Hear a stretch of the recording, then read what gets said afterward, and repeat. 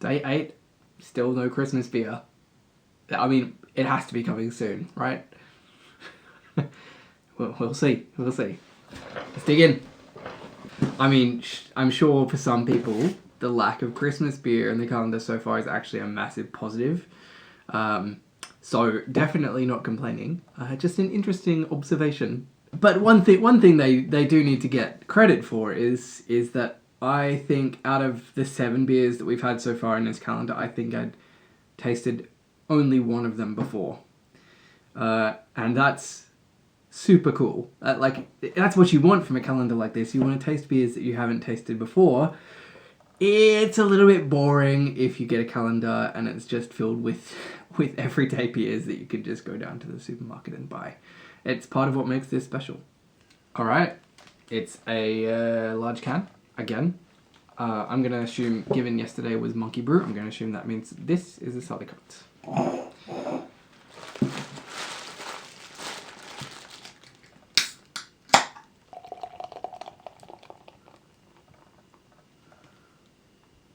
Yeah, okay. There's no getting around what this is. Yeah, you don't need to be particularly experienced to figure out what's going on here. Lots and lots of fruit. Fruit which is red, apparently. I mean, it's exactly what you'd expect.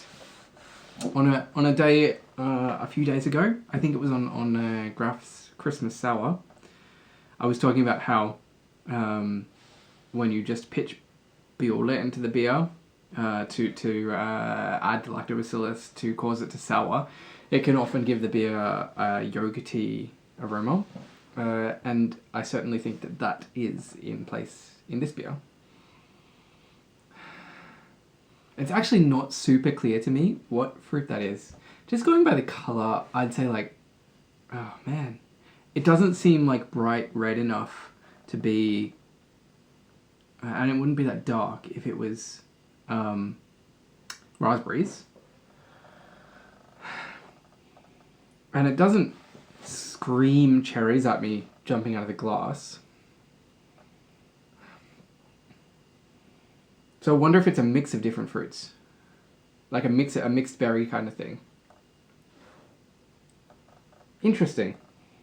Yeah, I think Chiersebach sour cherries is the thing I can pick.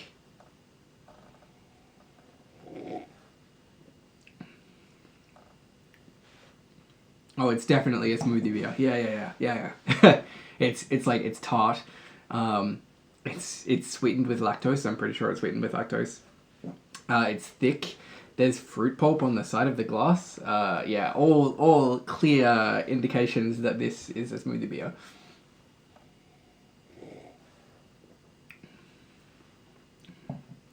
It's not too sour. That's nice. I like that. It's really easy to really push it just a little bit too far with the sourness, and it gets to be too much, and it can be it's hard to describe. It can be sort of thin and pithy in a way that you're not. Yeah. Smoothie beers are more of dessert, and if it seems like you're drinking berry sauce, I wouldn't call that fully well executed. You know. It's almost got like a kind of blueberry character to it, but I don't know. I don't think so. Like the color doesn't say blueberries to me. Oh, you know what? I think maybe smoothie beer, right? So maybe it's like a pastry sour kind of thing. Maybe there's other things added. Maybe it's. Oh, that makes sense. Okay. Yeah. And maybe I was kind of getting it with the yogurt note that I was getting in the start. I think what that thing is, which is confusing me a little bit, I think maybe there's vanilla added. So I'm thinking sour cherries and vanilla pastry sour, or smoothie beer. This is actually this is sweetened, but if you were to buy one of these beers like from Mortalis or something like this from the US, beers which I actually have mind-blowingly enough at Vinmonopolet these days, although you have to shell out almost 200 krona for one can of it, which is not worth it. They tend to sweeten them a lot more than that.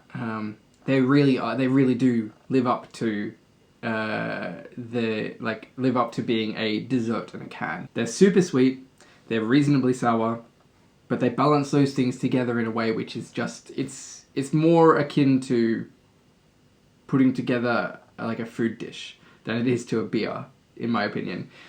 And a lot of those pastry sours, that's really the way to look at them. It's a kind of dessert.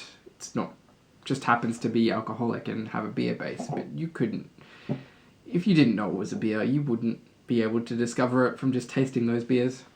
This is closer to beer country. This one here.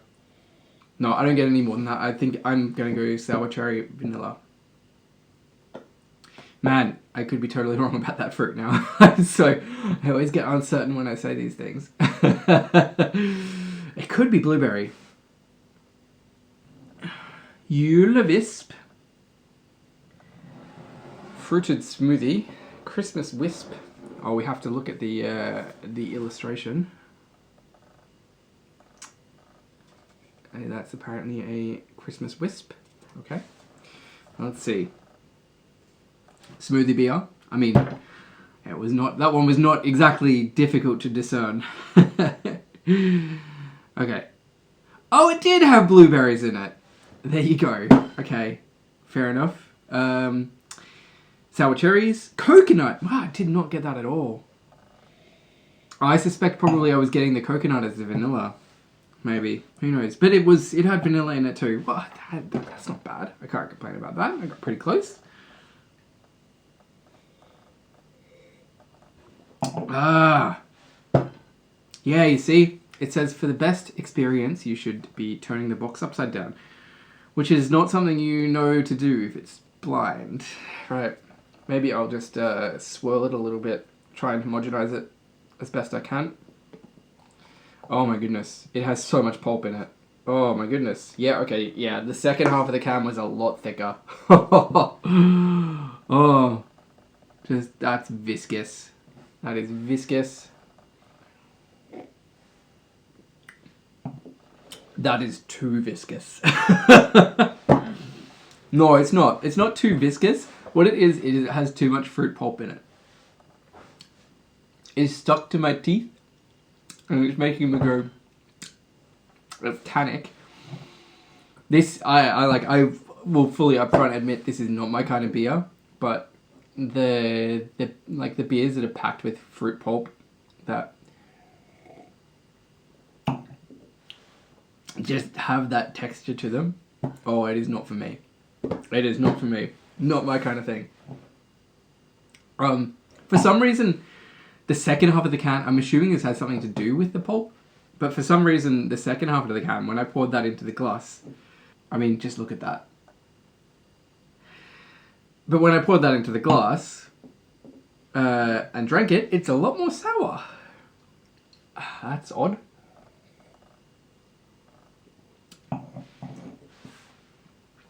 Yep, that's a smoothie beer. Too much fruit for me. Too sour. But I mean, the style is just not for me. I can't do the fruit pulp beers, man. Either way, fun to have one every now and then, not the kind of thing I'd buy myself. Alright, cheers, hope you enjoy it, and I'll see you tomorrow.